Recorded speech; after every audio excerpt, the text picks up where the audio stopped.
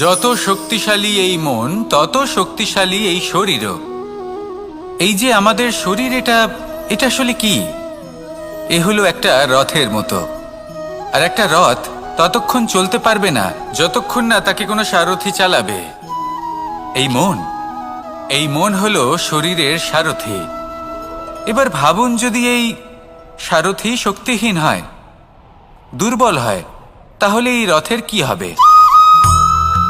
এটা উচিত পথে চলতে পারবে না, উচিত গতিতে চলতে পারবে না, মন মতো স্থানে এটা পৌঁছতেও পারবে না। সেই জন্য মনের শক্তি অত্যন্ত প্রয়োজনীয়। এবার মনের শক্তি আমরা কোথা থেকে লাভ করি? দৃঢ়তার শক্তি থেকে। এবার এই শক্তি আমরা কিভাবে বাড়াতে পারি? আমরা প্রতিদিন কিছু নতুন স্থির করি, কিছু ছোট কিছু বড়। আর যেই আমরা নতুন কিছু পূর্ণ করি, আমাদের মনের শক্তি বেড়ে যায়। আর যদি পূর্ণ না করতে পারি, মনের শক্তি কমে যায়।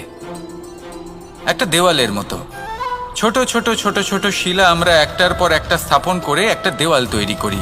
এতগুলো পাথর যখন একত্রিত হয়ে যায়, তখন এমন এক দেওয়াল তৈরি হয় যাকে ভাঙা প্রায় অসম্ভব হয়ে দাঁড়ায়। সেরকমই হয় মন এবং দৃঢ়তা। ছোট ছোট কাজ করে নিজের লক্ষ্য পূর্ণ করুন। এই লক্ষ্য যদি পূর্ণ হয়, তবে মনের শক্তি বাড়বে।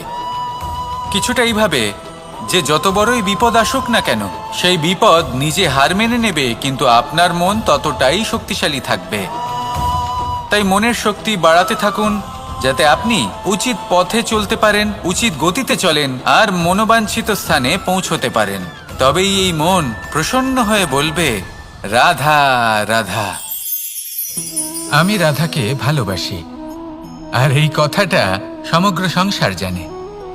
আর সময় অন্তরে লীলার দ্বারা, বিভিন্ন ঘটনা দ্বারা, কর্মের দ্বারা আমি নিজের এই ভালোবাসা রাধার সামনে প্রকাশ করি।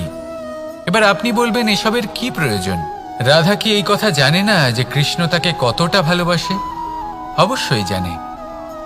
কিন্তু এই যে ভালোবাসা, তা মনে রেখে দেওয়ার জন্য নয়, তা প্রকাশ করার জন্য। আর বারংবার এই ভালোবাসাকে প্রকাশ করা উচিত, উচিত সময় এবং উচিত সুযোগ দেখে। কিরকম? এবার যদি আপনি প্রেমীর সাথে কোনো উৎসবে থাকেন, তাহলে তার সাথে নৃত্য সঙ্গীত করুন। যদি ভিড়ের মাঝে থাকেন, তখন প্রেমীকে সম্মান করুন, একান্তে প্রসাধন করুন। দুঃখের সময় তার হাত ধরে থাকুন, সুখের সময় আলিঙ্গন করে রাখুন। এই প্রেম যত প্রকাশ করবেন, ততই এই প্রেমের বৃদ্ধি হবে। এই প্রেম আরো বেশি গভীর হবে, অটুট হবে। তাই এই প্রেমকে মনে নয়, আপনার জীবনে স্থান দিন। মন খুলে প্রকাশ করুন আর আমার সাথে ভালোবেসে বলুন, রাধা রাধা। মুঠো হাতের শক্তি বেশি, মুঠো খুললেই তা দুর্বল। তা এমন কি থাকা উচিত এই বন্ধ মুঠোয়, যা লাখের সমান? মানসিকতা এবং স্বপ্ন। মানুষ জন্মগ্রহণ করে, তার মানসিকতা সময়ের সাথে উন্নত হয়। মানসিকতা অনুযায়ী সে স্বপ্ন দেখে, আর সেই স্বপ্ন সার্থক করতে সে পরিশ্রম করতে থাকে। কিন্তু খুব গুরুত্বপূর্ণ একটা কথা আছে যা আপনার মনে রাখা উচিত। আপনার এই মানসিকতা, আপনার এই স্বপ্ন, তা যেন আপনার নিয়ন্ত্রণে থাকে। আপনার বন্ধ মুঠোয় যেন এর লাগাম থাকে, আপনি যেন এর প্রভু হন। যদি তা হয়, তবেই আপনি লাভবান হবেন। যদি এরা আপনাকে নিয়ন্ত্রণ করতে থাকে, যদি আপনার মুঠো খুলে যায়, না পথ আপনার নিয়ন্ত্রণে থাকবে, না মানসিকতা থাকবে, না স্বপ্ন নিয়ন্ত্রণে থাকবে। আর যদি তাই হয়, তাহলে আপনি আপনার ভবিষ্যৎ নষ্ট করে ফেলবেন।